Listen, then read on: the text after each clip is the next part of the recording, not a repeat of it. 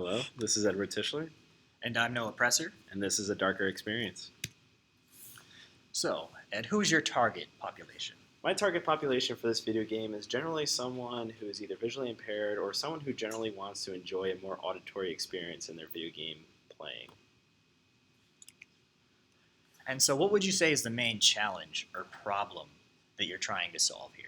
So generally, most games kind of only use stereo aspects to the game, or if they do use some sort of 3D audio, it's mostly just for left and right aspects. So generally, we want to rely on 3D audio as a core mechanic of our game to drive user enjoyment.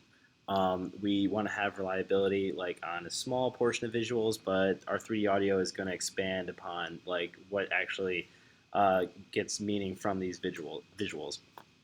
It's not going to be visually boring, and a person's going to be generally able to navigate through our game using 3D audio. Existing solutions. Tell me about that, Noah. So, some games that have already incorporated audio are traditional games like The Legend of Zelda Ocarina of Time. In the Lost Woods, you had to listen. So, if you see in this picture, there's 3 passageways you can go through. If you were listening in the center, you might hear that the music is coming from the right, and you had to follow it. Maybe it would be coming from the left the next time. And also, there's another game called Simon Says, where you would press a button, and you would have to kind of play a tune along with the tune that was just played. And that's even a more simple version of a game that uses audio. You have to listen carefully. We kind of want to combine these ideas to overcome this. So tell me again about some pitfalls and challenges that we may have. So obviously the first challenge is using 3D audio as opposed to stereo audio. In the Lost Woods example, you could really only hear left or right. So you would really only know whether to go left or right. But we want to try to include the 3D mechanics so you can really kind of tell front back a little better than you could in that example. And also, I feel that many audio games are missing a level of immersion that you would experience from adding visuals and using audio to go along with those visuals to increase immersion.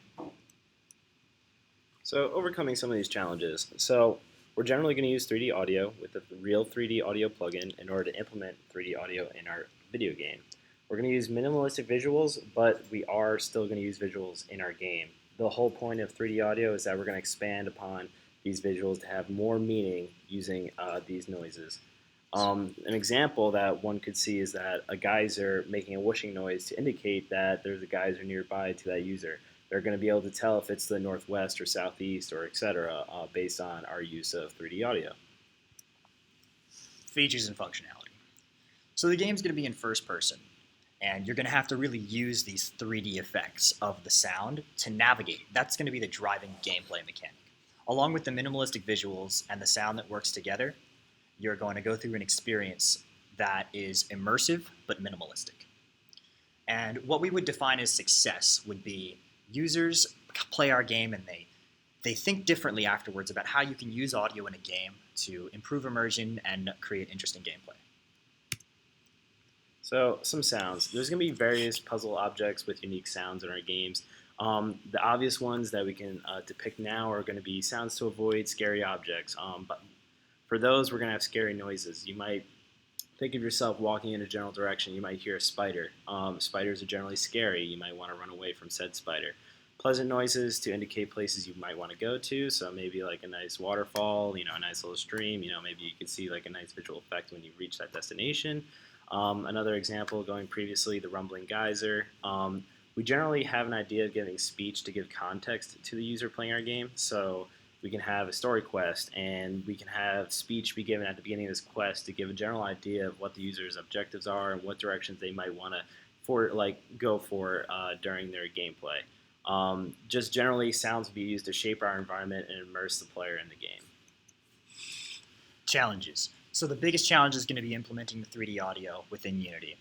And then along with most challenges of creating a game, finding assets, scripting, and level design that all meet the requirements of immersion that we're trying to meet. So our strategy for dealing with this is to treat the project kind of like a game itself. We're going to set checkpoints and goals and try to reach them by a certain point.